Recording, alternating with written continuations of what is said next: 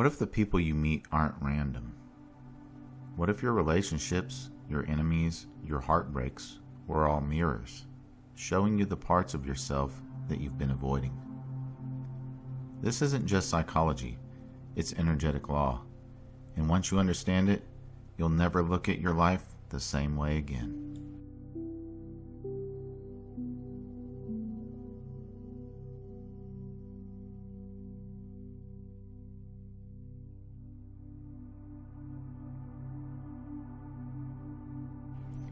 There's a strange moment in the awakening process when you stop seeing people as separate. You begin to notice the patterns, the repetitions, the same kinds of people showing up over and over again.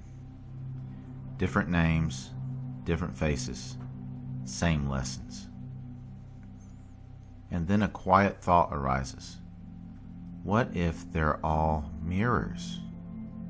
Not enemies, not saviors, just reflections of your own inner world, projected into the outer.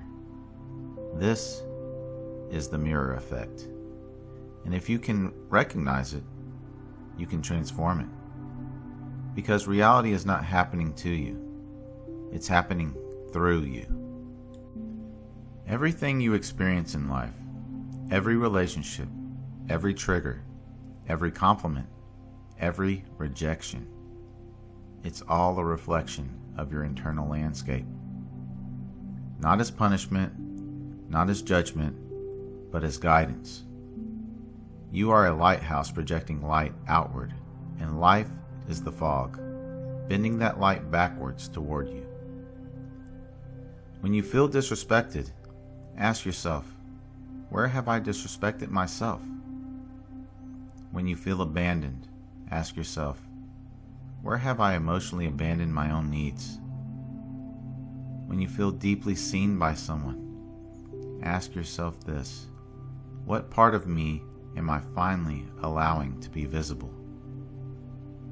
This is not about blame. This is about power. Radical, beautiful, liberating power. Because if they are mirrors, you're the artist. Most of your reality was written in the first 7 years of your life. Not consciously, but energetically, emotionally. If love felt unpredictable, you might now crave chaos. If attention only came through perfection, you may find yourself addicted to performance. If safety was never guaranteed, then even peace can feel threatening. The mirror effect doesn't just reflect where you are now, it echoes where you began. That friend who always makes you feel small, that partner who withdraws emotionally, that boss who micromanages your every move. They're not new. They're old.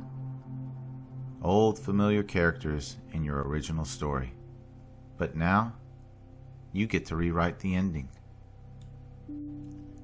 Triggers are portals.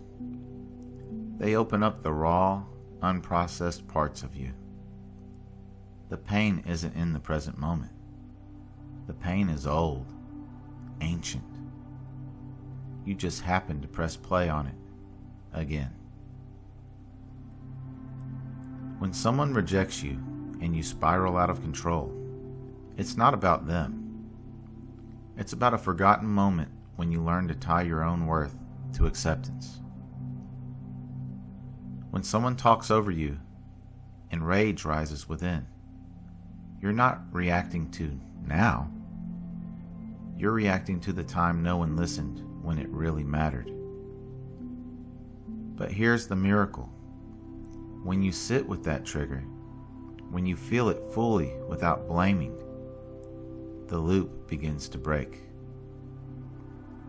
You step out of reactivity and you step into awareness. And from that space, you reclaim your authorship. There are 3 main types of mirrors. Number 1, the clear mirror. This person reflects exactly how you treat yourself. If you criticize yourself constantly, they will too. If you respect yourself deeply, they can't help but to reflect it. Number 2, the shadow mirror. This person brings up everything you've suppressed. Your jealousy, your neediness, your anger. They wear what you're afraid to claim. But until you own it, they'll continue to carry it for you.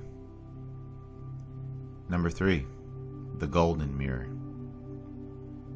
This person reflects your unrealized potential. You admire them, not because they're better, but because they are reminding you of who you could be. If only you'd allow yourself to rise.